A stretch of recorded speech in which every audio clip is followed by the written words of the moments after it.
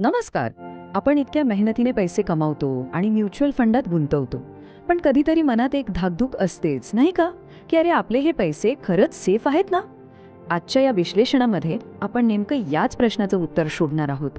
तुमच्या गुंतवणुकीला जपण्यासाठी एक संपूर्ण सिस्टम कशी काम करते हे आपण समजून घेऊया.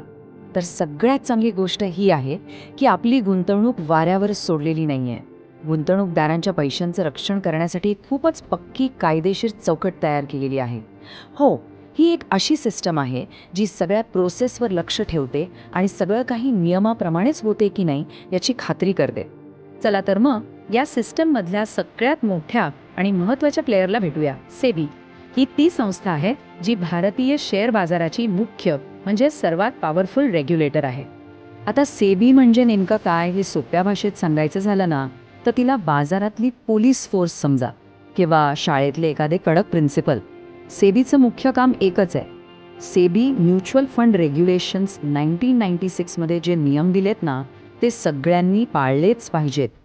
म्हणजे काय की बाजारात शिस्त राहावी आणि सगळं काही पारदर्शक असावं. पण थांबा, फक्त सेबीच नाहीये. आता आपण एका वेगळ्या प्रकारच्या संस्थेबद्दल बोलूया.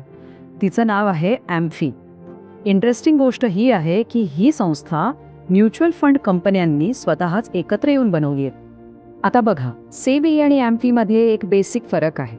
जिथे सेबी सरकारचे कायदे लागू करते जे सगळ्यांना बंधनकारक असतात, तिथे ॲम्फी म्युच्युअल फंड इंडस्ट्रीची स्वतःची एक आचारसंहिता म्हणजे कोड ऑफ कंडक्ट ठरवते. हे अगदी एखाद्या क्लबसारखं आहे जो आपली चांगली इमेज टिकवून ठेवण्यासाठी आपल्या मेंबर्ससाठी काही नियम बनवतो. सो मुद्दा अगदी सरळ आहे.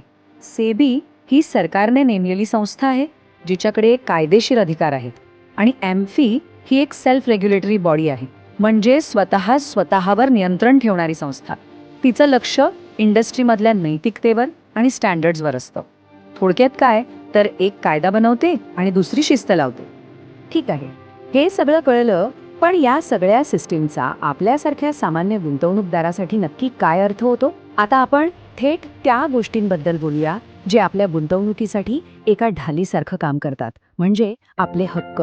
हे आहेत गुंतवणूकदारांचे सुपर पॉवर्स. हो, अगदी बरोबर. प्रत्येक म्युच्युअल फंडाला हे नियम पाळावेच लागतात.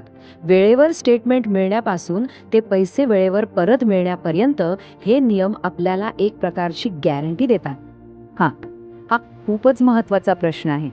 विचार करा, समजा एखाद्या फंड कंपनीने वेळेत पैसे परत दिलेच नाहीत, तर मग काय?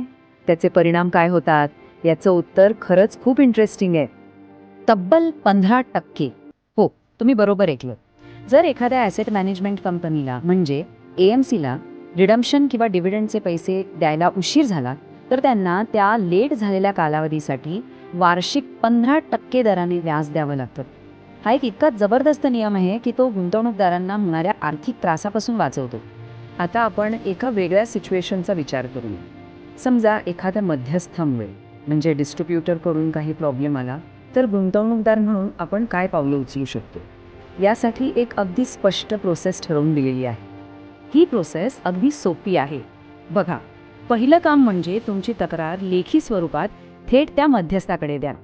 जर 3 आठवड्यात त्यांनी काहीच उत्तर दिलं नाही किंवा समाधानकारक उत्तर मिळालं नाही, तर मग हे प्रकरण ॲम्फीकडे जातं आणि ॲम्फी मग त्यांच्यावर ॲक्शन घेऊ शकते. म्हणजे आपल्याला तक्रार करायला एक क्लिअर मार्ग मिळतो.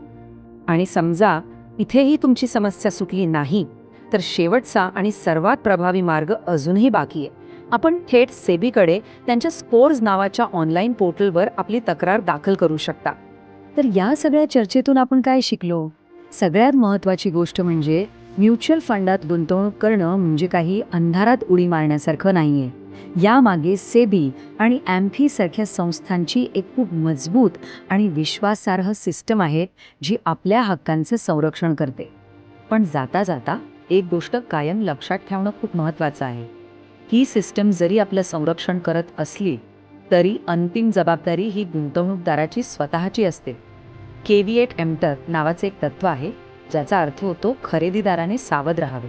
याचा सरळ अर्थ असा की गुंतवणूक करण्याआधी माहिती मिळवणं, आपले हक्क काय आहेत हे जाणून घेणं आणि योजनेचे सगळे डिटेल समजून घेणं हे प्रत्येक गुंतवणूकदाराचं कर्तव्य आहे. सो जागरूक रहा आणि सुरक्षित गुंतवणूक करा.